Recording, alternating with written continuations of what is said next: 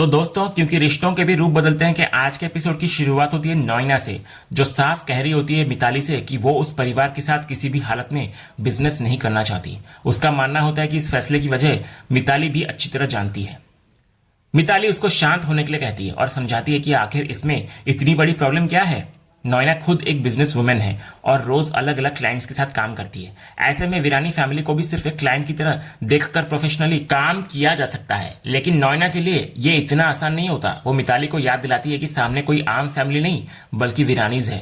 हेमंत और ऋतिक के साथ पास्ट में जो कुछ हुआ उसे वो आज भी नहीं भूली है। नोइना को हैरानी इस बात की होती है कि बाकी कोई उसे ये सलाह देता तो शायद वो समझ भी जाती, लेकिन मिताली खुद पुरानी सारी बातें जानते हुए ऐसा कह रही है। इस पर मिताली का नजरिया बिल्कुल अलग होता है। वो कहती है कि वही सारी बातें अब पास्ट बन चुकी है और इतने साल बीतने के बाद वो पुरानी चीजों में अटक कर नहीं रहना चाहती, बल्कि उसके लिए वीरानी फैमिली बीता हुआ कल है, जबकि उसका फ्यूचर तो मिस्टर पटेल से जुड़ा हुआ है। इसलिए वो पीछे देखने के बजाय अपने आने वाले समय पर ध्यान देना चाहती है। मिताली के मुंह से मिस्टर पटेल को अपना फ्यूचर बताते हुए सुनकर नोइना हैरान रह जाती है और उससे साफ साफ पूछती है कि आखिर उसके दिमाग में चल क्या रहा है। तब मिताली खुलकर अपनी असली बात बताती हुई नजर आती है। वो मजाकिया अंदाज में कहती है कि नोइना भी अब उसकी माँ की तरह बातें करने लगी है। साथ ही वो साफ करती है कि वो यहाँ सिर्फ काम करने नहीं आई, बल्कि उसकी नजर उस क्यूटी कार्तिक पर है। मिताली नोइना से कहती है कि वो अपना बिजनेस संभाले और पैसे कमाए, लेकिन उसे तो अपनी लाइफ सेट करनी है। वो कहती है काफी टाइम से सिंगल रहने के बाद अब वो मिंगल करने के लिए पूरी तरह रेडी है, इसलिए नोइना उसके चांसेस खराब ना करे। उधर दूसरी तरफ देव हेमंत को समझाने में लगा होता है कि वो इस बिजनेस डील को मना ना करे, क्योंकि ये प्रोजेक्ट उनके लिए बहुत जरूरी है। लेकिन हेमंत अपनी बात पर अड़ा रहता है। वो देव को इन सब मामलों में ज्यादा न पड़ने के लिए कहता है और साफ करता है कि हर चीज को बिजनेस और पैसों से नहीं देखा जा सकता। अगर ये प्रोजेक्ट हाथ से जाता है तो चला जाए, लेकिन नोइना के साथ वीरानी फैमिली काम नहीं करेगी। देव भी इधर पीछे हटने वाला नहीं होता। वो कहता है कि वो खुद इस बिजनेस का हिस्सा है, इसलिए इस फैसले से उसका भी लेना देना है। उसके बाद वो बात को वृंदा की तरफ मोड़ लेता है। देव हेमंत को याद दिलाता है कि पूरा परिवार चाहता था कि किसी तरह वृंदा और कार्तिक एक दूसरे के करीब आए। कार्तिक भी उनके साथ बिजनेस करने के लिए काफी कोशिश कर रहा है और इस कॉन्ट्रैक्ट को लेकर उसने कई ऑप्शंस दिए हैं, लेकिन अगर हेमंत इसी तरह जिद पर अड़े रहे तो बिजनेस का नुकसान होने के साथ साथ पर्सनल रिलेशंस भी खराब हो सकते हैं।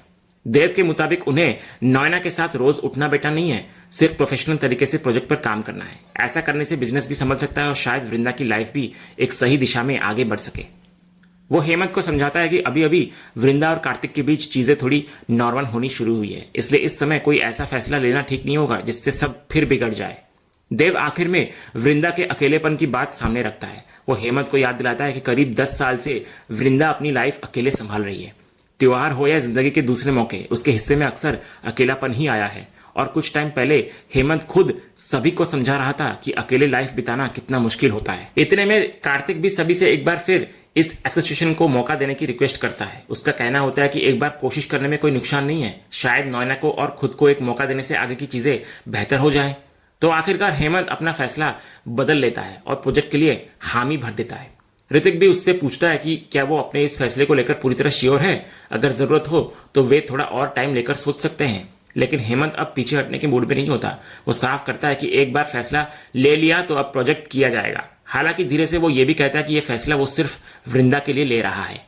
ये सुनकर कार्तिक खुश होता हुआ नजर आता है और इसे गुड न्यूज कहता है। वो कहता है कि बाकी लोग भी शायद पहुंच चुके होंगे, इसलिए अब सभी कॉन्फ्रेंस रूम में चलकर आगे की बिजनेस डिस्कशन कर सकते हैं। इसके बाद सभी कॉन्फ्रेंस रूम की तरफ बढ़ने लगते हैं, लेकिन तभी वृंदा के पास अक्षय का फोन आता है। वो हेमंत से कहती है कि अक्षय से बात करके वो तुरंत आती है। फोन पर वृंदा अक्षय को बता रही होती है कि उसकी फीस जमा हो चुकी है और वो पेमेंट का स्क्रीनशॉट भेज रही है। फिलहाल मीटिंग के कारण वो ज्यादा बात नहीं कर सकती। इतना बोलकर वृंदा स्क्रीनशॉट भेजती है और वापस कॉन्फ्रेंस रूम की तरफ जाने लगती है, लेकिन रास्ते में अचानक उसकी टक्कर एक महिला से हो जाती है।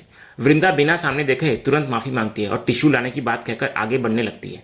तभी पीछे से वो महिला वृंदा का नाम लेकर सवाल करती है कि क्या उसे सच में अपनी गलती का अफसोस है। तो आवाज सुनकर वृंदा पलटती है और सामने मिताली को देखकर हैरान हो जाती है। वृंदा के मुंह से बस यही निकलता है कि मिताली यहां क्या कर रही है।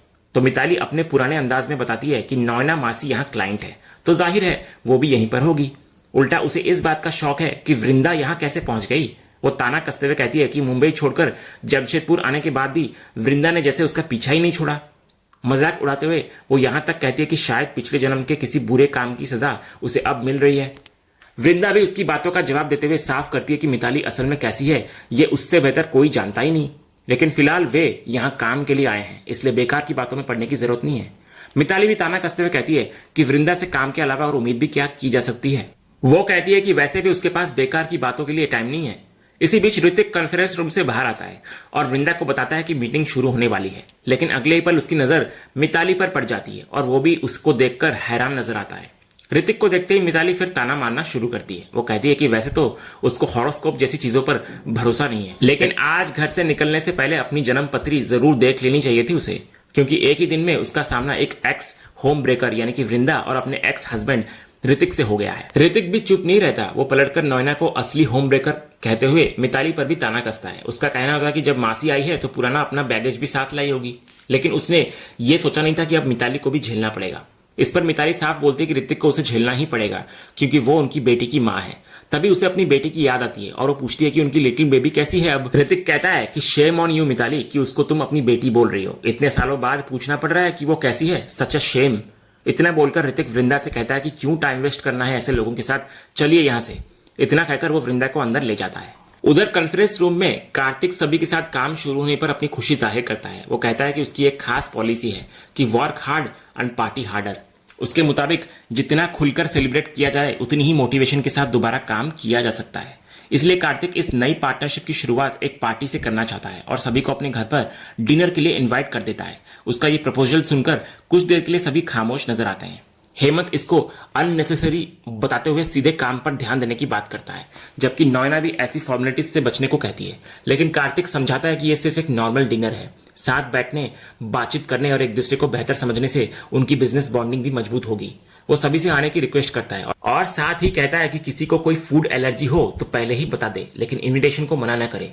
तभी मिताली तुरंत कार्तिक का साथ देते हुए कहती है कि इतने प्यार से बुलाने के बाद भला कोई उसे हर्ट कर सकता है, इसलिए सभी डिनर पर जरूर आएंगे। इधर देव भी इनविटेशन एक्सेप्ट कर लेता है। इसके बाद नोएना कार्तिक से पूछती है कि अगर आज की मीटिंग पूरी हो चुकी हो तो वे निकल सकती हैं। तो कार्तिक के हाँ बोलते ही नोएना और मिताली वहां से चली जाती हैं। उनके बाद वृंदा भी घर लौटने की बात करती है, लेकिन तभी देव जानबूझकर हेमंत को याद दिलाता है कि उन्हें चैंडल डैम के पास वाली जमीन देखने जाना था। पहले तो हेमंत को कुछ समझ नहीं आता, मगर देव धीरे से उसको इशारा करता है कि यह सब वृंदा और कार्तिक को अकेले टाइम देने का प्लान है। बात समझते ही हेमंत भी एक्टिंग शुरू करता है और जोर से कहता है कि अच्छा हुआ देव ने जमीन वाली बात याद दिला दी। ऋतिक भी पहले हैरान होता है, लेकिन देव का इशारा मिलते ही वो पूरा मामला समझ जाता है और दोनों का साथ देते हुए कहता है कि उन्हें अभी जमीन देखने जाना जरूरी है। वृंदा भी उनके साथ चलने के लिए तैयार हो जाती है, मगर ऋतिक उसको रोकता है। वो कहता है कि वृंदा घर जाए और बच्चों का ध्यान रखे, यहाँ का काम वे तीनों संभाल लेंगे। अब हेमंत जानबूझकर नई परेशानी सामने रखता है कि सभी एक ही गाड़ी से आए हैं, इसलिए वृंदा अकेले घर कैसे जाएगी। देव पहले उसे घर छोड़ने की बात करता है, लेकिन इससे उनका रास्ता काफी उल्टा पड़ेगा। वो कहता है हेमंत दूसरी गाड़ी मंगवाने का सुझाव देता है, जबकि ऋतिक कहता है कि उसमें काफी टाइम लग जाएगा। तभी कार्तिक हेल्प के लिए आगे आता है। वृंदा कैब बुक करने की बात करती है, लेकिन कार्तिक कहता है कि अगर उसे कोई प्रॉब्लम ना हो तो वो खुद उसे घर ड्रॉप कर देगा। वैसे भी कैब आने में टाइम लगेगा और वृंदा का घर ज्यादा दूर नहीं है। तभी हेमंत तुरंत इस आइडिया को ब्रिलियंट बताता है। उसके मुताबिक कार्तिक के साथ होने से वे भी टेंशन फ्री रहेंगे कि वृंदा का कोई अपना सेफली उसे घर पहुंचा रहा है। इसके बाद हेमंत, ऋतिक और देव वहां से निकल जाते हैं और उनका प्लान सफल होता हुआ नजर आता है। उधर नीचे नोएना और मिताली अपनी गाड़ी की तरफ बढ़ रही होती हैं। तभी नोएना के पास एक फोन कॉल आता है और वो बात करने में बिजी हो जाती है। इसी बीच मिताली की नजर कार्तिक और वृंदा पर पड़ती है। वो देखती है कि कार्तिक वृंदा को अपनी गाड़ी में लेकर जा रहा होता है और ये देखकर मिताली बुरी तरह चिढ़ जाती है।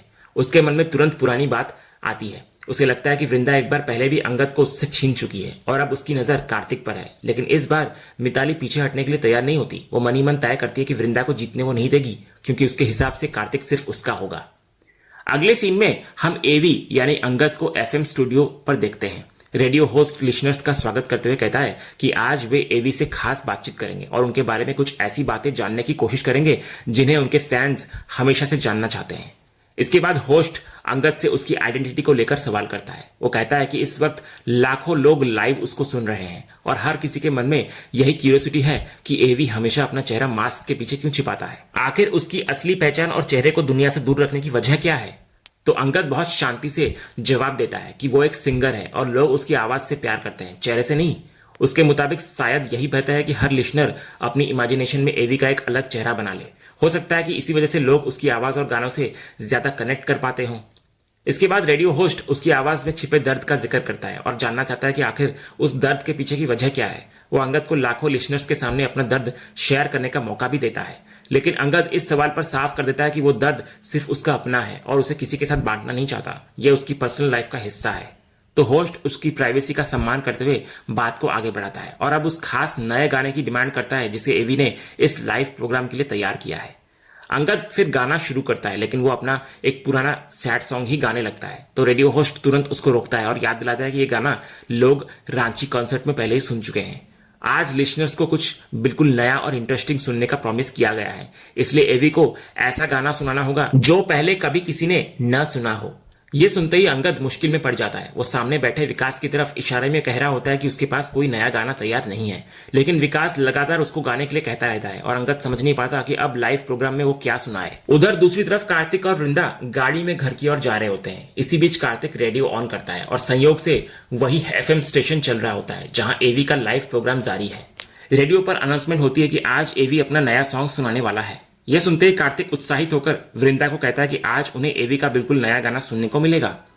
इसी दौरान कार्तिक पिछली रात के कंसर्ट की बात छेड़ता है। वो वृंदा से कहता है कि उसने एक बात नोटिस की थी कि कंसर्ट में एवी के गाने सुनने के बाद वृंदा की सोच उसके लिए बदल गई थी और उसने खुद माना था कि उसे एवी का म्यूजिक पसंद आने लगा है। इस बार वृंदा भी हल्की सी मुस्कान के साथ मान लेती है कि सच में उसे एवी की आवाज अच्छी लगी थी। यह सुनकर कार्तिक खुश होता है और मजाकिया अंदाज में कहता है कि इसका मतलब उनकी चॉइसेस कहीं ना कहीं मैच करती हैं। हालांकि वृंदा इस बात पर कुछ कहती नहीं, चुपचाप रह जाती है। उधर रेडियो होस्ट भी एवी के नए सॉन्ग को लेकर एक्साइटमेंट बनाए रखता है। वो लिसनर्स से कहता है कि आज वे एवी से नया गाना सुने बिना उसे जाने नहीं देंगे, फिर चाहे इसके लिए थोड़ा इंतजार ही क्यों ना करना पड़े। इधर गाड़ी में कार्तिक वृंदा से कहता है कि उसका घर अब आने ही वाला है, लेकिन उससे पहले वो एक जरूरी सवाल पूछना चाहता है उससे। इसके बाद कार्तिक उस दिन की अपनी बात याद दिलाता है जब उसने वृंदा के सामने अपनी फीलिंग्स जाहिर करते हुए उसे अपनी जिंदगी का हिस्सा बनने के लिए कहा था। कार्तिक साफ पूछता है कि वृंदा ने अब तक उस बात का कोई जवाब नहीं दिया है। यह सुनकर वृंदा एक बार फिर खामोश नजर आती है। वो कार्तिक को कोई जवाब नहीं देती और इसी अधूरी खामोशी के साथ आज का यह एपिसोड यहीं पर खत्म होता है। तो दोस्तों, आपको आज के एपिसोड का अपडेट कैसा लगा, अपनी राय हमें कमेंट बॉक्स में जरूर बताएं। अगर आपको आज का यह वीडियो पसंद आया हो तो वीडियो को लाइक और शेयर जरूर करें और ऐसे ही लेटेस्ट एपिसोड के अपडेट्स जानने के लिए हमारे इस चैनल को सब्सक्राइब करना ना भूलें और बेल आइकन को भी जरूर दबाएं। मिलते हैं अगले एपिसोड के अपडेट के साथ, तब तक के लिए धन्यवाद।